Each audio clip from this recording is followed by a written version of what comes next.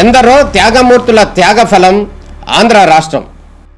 నేడు ఆంధ్రప్రదేశ్లో ప్రజలు సుఖ సంతోషాలుగా ఉన్నారా? ప్రస్తుతం ప్రజల మధ్య ఉన్న కులాల కుంపట్లు ఎవరి కోసం? చంద్రయాన్ రాకెట్ యుగంలో కూడా వర్ణ విభేదాలు దేనికి సంకేతాలు? రాజకీయ పార్టీల నేతలు ఏం చెప్తున్నారు?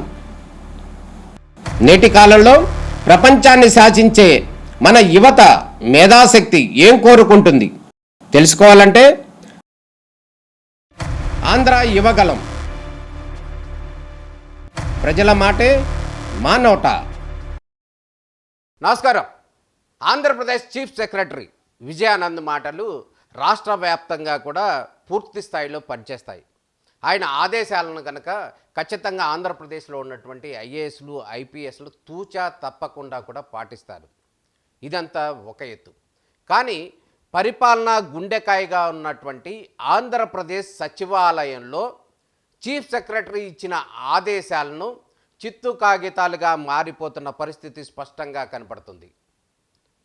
రాష్ట్ర పరిపాలన మొత్తానికి బాస్గా ఉన్నటువంటి చీఫ్ సెక్రటరీ విజయానంద్ ఆయన యొక్క ఆదేశాలు ఆంధ్రప్రదేశ్ సచివాలయంలో మిడ్ లెవెల్ ఆఫీసర్స్ విషయంలో అమలు జరగటం లేదు అంటే చాలా పెద్ద ఆశ్చర్యంగా కనిపిస్తుంది. తాజాగా కనుక గమనించినట్లయితే 10 రోజుల క్రితం మిడ్ లెవెల్ ఆఫీసర్స్ ఎమ్మెల్ఓల్ని ట్రాన్స్ఫర్ చేస్తూ కూడా ఆదేశాలు ఇచ్చారు చీఫ్ సెక్రటరీ. ఈ నేపథ్యంలో ఈరోజు వరకు కూడా చీఫ్ సెక్రటరీ ఇచ్చిన ఆదేశాలు ఎట్టకేలకు ఎక్కడా కూడా అమలు జరిగిన దాఖలాలు లేవు. ఇది వాస్తవం. పరిపాలనాపరమైనటువంటి అంశాల్లో chief secretary is the boss. రాజకీయపరమైనటువంటి అంశాల్లో కనుక ఇతర అంశాల్లో కూడా ఆంధ్రప్రదేశ్ ముఖ్యమంత్రిగా ఉన్నటువంటి నారా చంద్రబాబు నాయుడే ఫైనల్. ఇది రాజ్యాంగం చెప్తుంది. జిల్లాలో కలెక్టర్లు కావచ్చు, లేకపోతే ఐపీఎస్ అధికారులు కావచ్చు, వీరందరికీ సంబంధించినటువంటి ట్రాన్స్ఫర్ ఆదేశాలను ఇచ్చేటటువంటి ఏకైక పవర్ రాజ్యాంగం చీఫ్ సెక్రటరీకి ఇచ్చింది.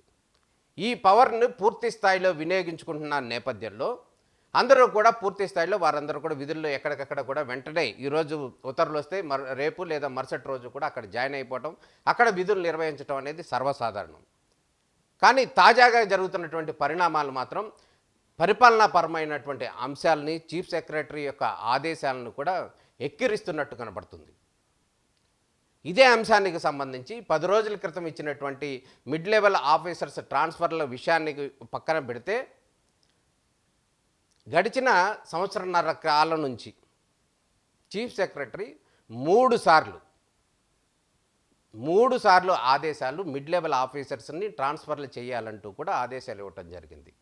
ఈ ఆదేశాలన్నిటి సందర్భంలో కూడా ఒక వ్యక్తి, ఒక మిడ్ లెవెల్ ఆఫీసర్, హోమ్ డిపార్ట్మెంట్కి సంబంధించినటువంటి ఆఫీసరు ఆ హోంశాఖలో దాదాపు 32 సంవత్సరాల పాటు అక్కడే ఏఎస్ఓగా జాయిన్ అయ్యారు, ఎస్ఓ అయ్యారు, అడిషనల్ సెక్రటరీ అయ్యారు, డిప్యూటీ సెక్రటరీ అయ్యారు, జాయింట్ సెక్రటరీ అయ్యారు. అంటే 32 సంవత్సరాలు హోమ్ డిపార్ట్మెంట్లో పనిచేస్తున్నటువంటి ఒక అధికారికి సంబంధించినటువంటి విషయంలో చీఫ్ సెక్రటరీ కావచ్చు, గతంలో ఉన్నటువంటి జిఏడి ప్రిన్సిపల్ సెక్రటరీగా ఉన్నటువంటి సురేష్ కుమార్ కావచ్చు, వీరందరూ కూడా ఎట్టకేలకు ఎట్టి పరిస్థితుల్లో కూడా హోంశాఖ నుంచి పక్కకు ట్రాన్స్ఫర్ చేశారు ఎనర్జీ డిపార్ట్మెంట్కి.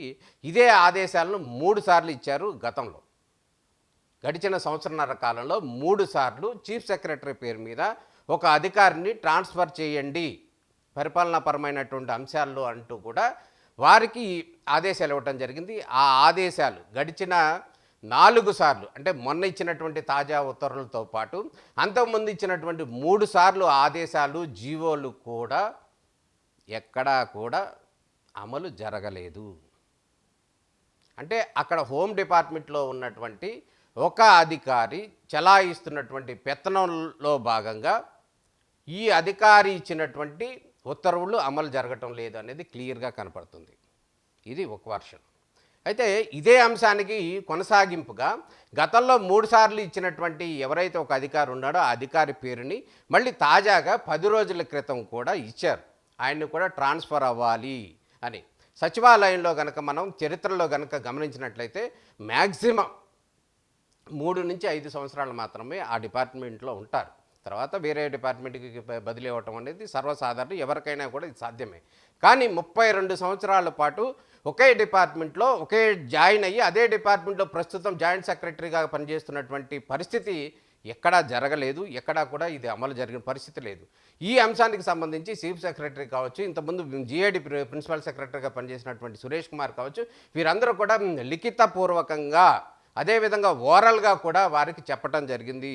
మీరు పలానా డిపార్ట్మెంట్కి బదిలీ అవ్వండి, మీకు ఆదేశాలు ఇవ్వటం జరిగింది అని కూడా చెప్పడం జరిగింది. కానీ ఆ అధికారి ఆయనకున్నటువంటి ఇన్ఫ్లుయెన్స్ నేపథ్యంలో కావచ్చు, అక్కడ ఉన్నటువంటి హోమ్ డిపార్ట్మెంట్కి సంబంధించినటువంటి ఉన్నతాధికారులు ఎవరైతే ఉన్నారో ఆ ఉన్నతాధికారులతో ఉన్నటువంటి ఈ అధికారికి ఉన్నటువంటి సఖ్యత కావచ్చు, లేకపోతే ఇతర అనుబంధాలు కావచ్చు, మొత్తానికి చీఫ్ సెక్రటరీ ఆదేశాలు ఇవ్వటం, కన్సల్ట్ అధికారి ఎవరైతే ఉన్నారో ఈ అధికారి మాకు అవసరం కాబట్టి మేము ఈయన్ని మేము రిలీవ్ చేయలేకపోతున్నాం అని కూడా మళ్ళీ ఒక లెటర్ ఇవ్వడం జరుగుతుంది.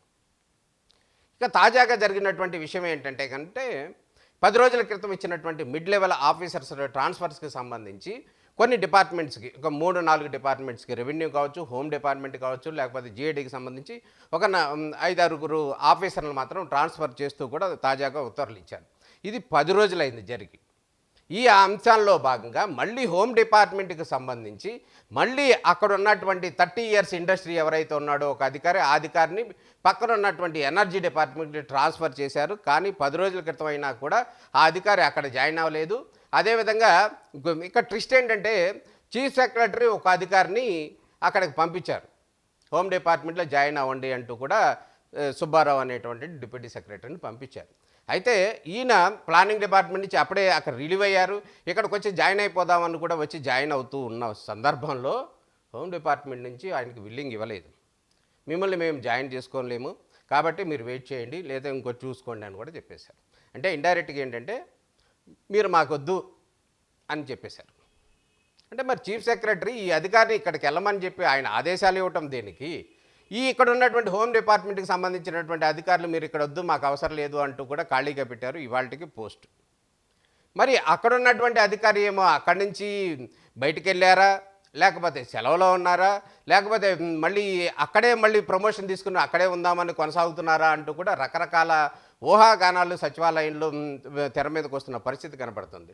ఏ అధికారికి లేనటువంటి వెసులుబాటు కావచ్చు, ఏ అధికారికి లేనటువంటి ప్రత్యేకమైనటువంటి పరిస్థితులు కావచ్చు, 32 సంవత్సరాల నుంచి హోమ్ డిపార్ట్మెంట్లో పనిచేస్తున్నారు అంటే కూడా చాలా పెద్ద ఆశ్చర్యంగా కనిపిస్తుంది. అదేవిధంగా చీఫ్ సెక్రటరీ ఇచ్చినటువంటి ఆదేశాలు ఏవైతే ఉన్నాయో ఆదేశాలను కూడా ఎక్కడా కూడా పట్టించుకున్న పరిస్థితి లేదు. ఒక మిడ్ లెవెల్ ఆఫీసర్స్ కోసం ఒక చీఫ్ సెక్రటరీ ఇచ్చినటువంటి ఆదేశాలను కూడా పక్కన పెడుతున్నారు అంటే చాలా ఆశ్చర్యంగా కనిపిస్తుంది. అదేవిధంగా రెవెన్యూ శాఖ కనుక గమనించినట్లయితే రెవెన్యూ డిపార్ట్మెంట్లో కూడా ఒక మిడ్ లెవెల్ ఆఫీసర్ని అక్కడికి పంపడం జరిగింది. అక్కడ ఉన్నటువంటి మిడ్ లెవెల్ ఆఫీసర్ కూడా రిలీవ్ అవ్వాల్సి ఉంది. అయితే ఈ సందర్భంలో కూడా అక్కడ ఉన్నటువంటి ఉన్నతాధికారిని ఎవరైతే ఉన్నారో ఆమె వద్దు, మీరు వెయిట్ చేయండి, మాకు వేరే వాళ్ళు కావాలంటూ కూడా ఆమె సందేశాలు ఇచ్చారు అనేది మనకు వస్తున్నటువంటి సమాచారం. దాంట్లో భాగంగానే అక్కడ ఒక అధికారిని అక్కడికి జాయిన్ చేయాలని చెప్పి అతను పేరెంట్ డిపార్ట్మెంట్ నుంచి రిలీవ్ అయ్యి మళ్ళీ రెవెన్యూ డిపార్ట్మెంట్కి వెళ్ళి అక్కడ అప్లై చేయడం జరిగింది, మమ్మల్ని చేర్చుకోమని చెప్పి. అందుకు కూడా దానికి సంబంధించి కూడా వాళ్ళు క్లియరెన్స్ ఇవ్వలేదు ఈ రోజు వరకు కూడా. వాళ్ళు కూడా మీరు వెయిట్ చేయండి అని కూడా చెప్పడం జరుగుతుంది. అంటే ఇక్కడ జరుగుతుంది ఏంటంటే అసలు మిడ్ లెవెల్ ఆఫీసర్స్ ఎవరు? వాళ్ళు ఏమైనా చిన్న చిత్తగా లేకపోతే పని పాట రాని అధికారులను భావించాలా, లేకపోతే ఈ అధికారి వద్దు ఇంకో అధికారిని వేయండి అని చెప్పి వాళ్ళెవరు అడగటానికి? అసలు చీఫ్ సెక్రటరీ ఇచ్చినటువంటి ఆదేశాలని సెక్రటరీలుగా ఉన్నటువంటి వాళ్ళు ఎందుకు పాటించట్లేదు? అసలు చీఫ్ సెక్రటరీ ఇచ్చినటువంటి ఆదేశాలని సెక్రటరీలు కావచ్చు, అదేవిధంగా హెచ్ఓడీలు కావచ్చు, జిల్లాలో ఉన్నటువంటి కలెక్టర్లు కావచ్చు, ఐఏఎస్లు కావచ్చు, ఐపీఎస్లు కావచ్చు, ఇతర అధికారులు కావచ్చు, మొత్తంగా అందరూ కూడా తూచా తప్పకుండా పాటించేటటువంటి పరిస్థితి ఉన్నటువంటి నేపథ్యంలో ఆంధ్రప్రదేశ్ సచివాలయంలో దీనికి భిన్నంగా జరుగుతుంది. చీఫ్ సెక్రటరీ ఇచ్చినటువంటి ఆదేశాలను వాళ్ళు పట్టించుకోవటం లేదు. 1-2 డిపార్ట్మెంట్లో అయితే కనుక దాదాపు 4 సార్లు, అక్షరాల 4 సార్లు ఇదే చీఫ్ సెక్రటరీ మీరు ఇక్కడి నుంచి బదిలీ అవ్వాలి అంటూ కూడా ఆర్డర్స్ ఇచ్చారు. కానీ ఆ ఆర్డర్స్ మాత్రం ఎక్కడా కూడా చెల్లుబాటు కాలేదు. ఆ అధికారి మాత్రం అక్కడే ఉంటున్నారు. ఇది ఆంధ్రప్రదేశ్ పరిపాలనా వ్యవస్థని ఎక్కిరిస్తున్నట్టుంది. ఒక చీఫ్ సెక్రటరీ ఇచ్చినటువంటి ఆదేశాలని వాళ్ళు పాటించకుండా మళ్ళీ ఇదే అధికారి కావాలి, మళ్ళీ ఈ అధికారి ఉంచండి అంటూ కూడా మళ్ళీ ఆ పై అధికారి నుంచి మళ్ళీ లెటర్ రావటం, మళ్ళీ ఏదో విధంగా కన్సిడర్ చేయటం.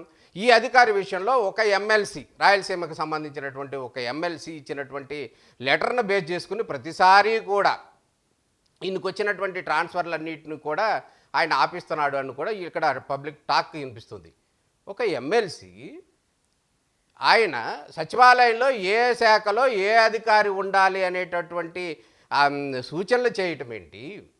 ఆ అధికారి ఆ నాయకుడు ఇచ్చినటువంటి లెటర్ను బేస్ చేసుకుని ఆంధ్రప్రదేశ్లో ఉన్నటువంటి చీఫ్ సెక్రటరీ క్యాడర్లోనో లేకపోతే సెక్రటరీ క్యాడర్లో ఉన్నటువంటి అధికారులు ఆయన ఇచ్చినటువంటి ఆదేశాలని పాటించడం ఏంటి? చాలా విచిత్రంగా ఉంది కదా. సచివాలయంలో ఏ శాఖలో ఎవరు ఎక్కడుండాలనే నిర్ణయించేది ఈ పొలిటికల్ పార్టీలకు సంబంధించిన వాళ్ళు కాదు అనేటటువంటిది స్పష్టంగా ఉంది. అయినా కూడా వీళ్ళకున్నటువంటి సంబంధాల మూలంగా కావచ్చు, లేకపోతే ఇతర వ్యవహారాల మూలంగా కావచ్చు, ఒక ఎమ్మెల్సీ ఇచ్చినటువంటి లేఖను బేస్ చేసుకుని దాన్ని అడ్డం పెట్టుకుని ప్రతిసారి కొనసాగుతూ ఉన్నటువంటి పరిస్థితి కనపడుతుంది.